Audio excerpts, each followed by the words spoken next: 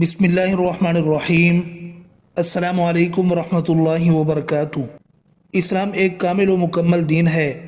جادوگروں کی پناہ کو مباح قرار دینا یہ ظاہر کرتا ہے کہ جادوگر کی قدرت نعوذ باللہ اللہ کی قدرت پر غالب ہے، جبکہ مخلوق کی قدرت کو اللہ کی قدرت کے قریب کہنا بھی درست نہیں۔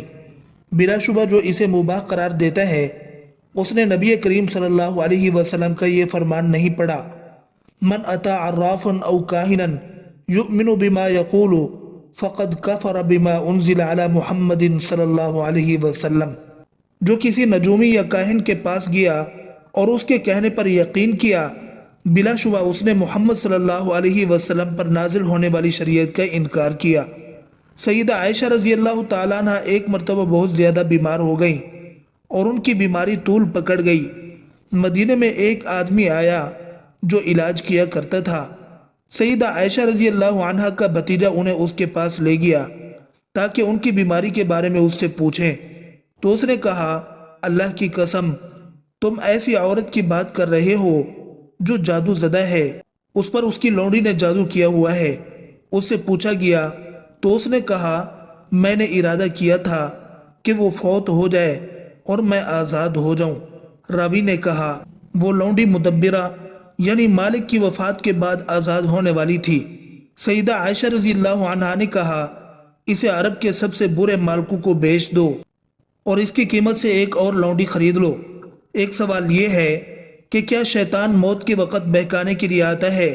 تو اس کا جواب یہ ہے کہ جی، اس وقت شیطان بہت زیادہ زور لگاتا ہے کہ کسی طرح اس بندے کی موت کفر پر ہو۔ اس لیے اس موقع پر آپ صلی اللہ علیہ وسلم نے ایک دعا سکھائی۔ ابو الیسر سے روایت ہے، انہوں نے کہا کہ رسول اللہ صلی اللہ علیہ وسلم کہا کرتے، اللہم انی اعوذ بک ان یتخبطنی الشیطان عند الموت۔ اے اللہ، میں تیری پناہ چاہتا ہوں اس بات سے کہ شیطان مجھے موت کے وقت مخبوط الحواس کر دے۔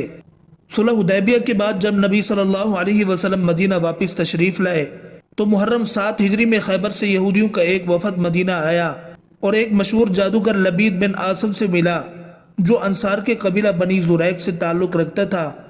ان لوگوں نے اس سے کہا کہ محمد صلی اللہ علیہ وسلم نے ہمارے ساتھ جو کچھ کیا ہے تمہیں تو معلوم ہے، ہم نے ان پر بہت جادو کرنے کی کوشش کی مگر کوئی کامیابی نہیں ہوئی۔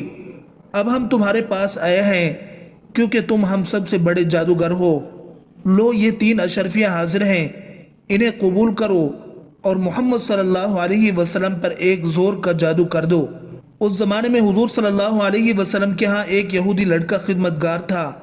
اس سے ساز باز کر کے ان لوگوں نے حضور صلی اللہ علیہ وسلم کی کنگھی کا ایک ٹکڑا حاصل کر لیا جس میں آپ کے منہ مبارک تھے۔ انہی بالوں اور کنگھی کے دندانوں پر جادو کیا گیا۔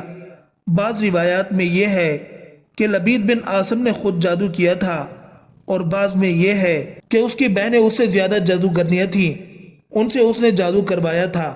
سیدہ عائشہ رضی اللہ عنہا سے روایت ہے، اس جادو کا اثر بس اتنا ہوا کہ آپ کو خیال ہوتا تھا کہ آپ کسی کام کو کر رہے ہیں حالانکہ کیا نہ ہوتا تھا، حتیٰ کہ ایک دن یا ایک رات جب کہ آپ صلی اللہ علیہ وسلم میرے پاس تھے، آپ نے بار بار دعا کی، پھر فرمایا، اے عائشہ، کیا تجھے معلوم ہے کہ اللہ تعالیٰ نے مجھے وہ بات بتا دی ہے جو میں اس سے پوچھ رہا تھا؟ میرے پاس 2 آدمی آئے، ایک میرے سر کے پاس اور دوسرا میرے پاؤں کے پاس بیٹھ گیا۔ ان میں سے ایک نے اپنے دوسرے ساتھی سے پوچھا، اس آدمی کو کیا تکلیف ہے؟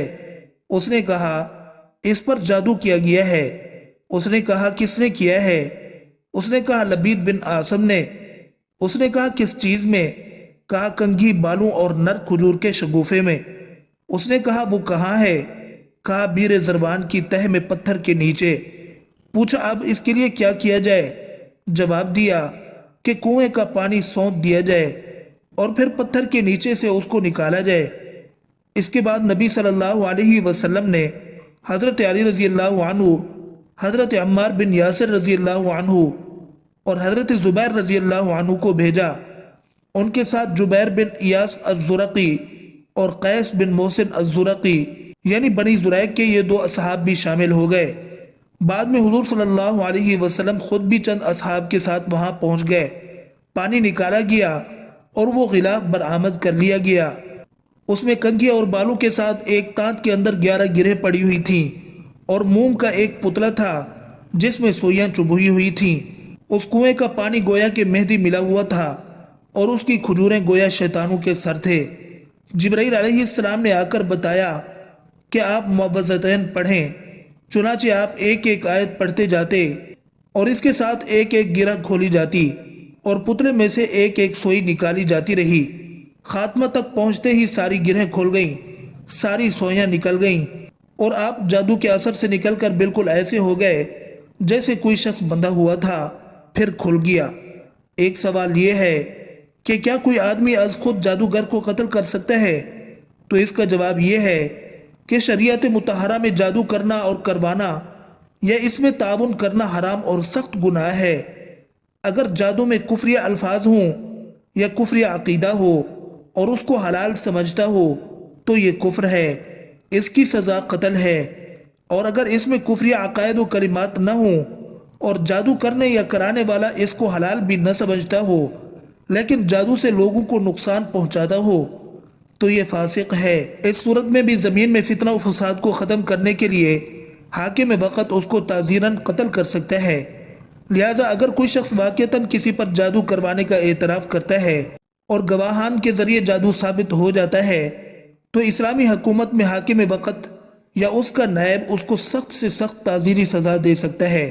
فتنہ اور فساد کو روکنے کے لیے اس کو تعزیراً قتل کرنا بھی جائز ہے، لیکن عدالتی کارروائی کے بغیر از خود اس کے لیے سزا تجویز کر کے سزا کا نفاذ کرنا جائز نہیں، کیونکہ سزاؤں کے نفاذ کی ذمہ داری ریاست کی ہے۔